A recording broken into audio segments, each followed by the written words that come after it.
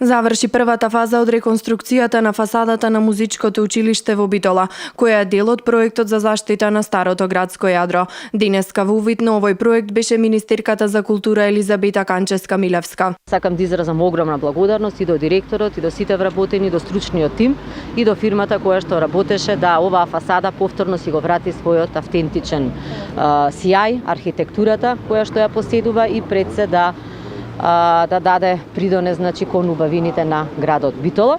Паралелно средства кои што беа обезбедени за фасадата од буџетот се 1.300.000 денари.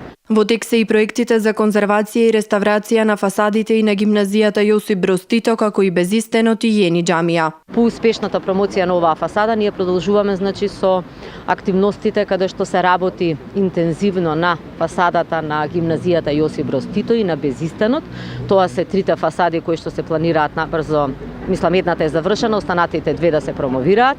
А за следната година влегуваат во акциониот план фасадата, објектот до музичкото училиште, еден дел од објектот каде што е сместен завод и музеј Битола и спомен куќите на Гоце Делчев и Стив Наумов. Ова година интензивно се работи на 4 фасади.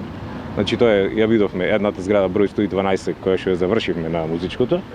До година планираме, конкуриравме и Министерството ќе не подрши за наредната фазада 110, број 110.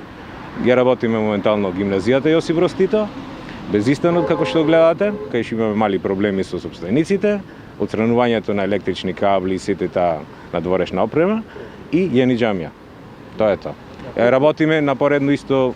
Јас се надевам денеска нема да биде единствена промоција, ќе промираме и проектот исто поддржан од акциониот план на владата и Велушина.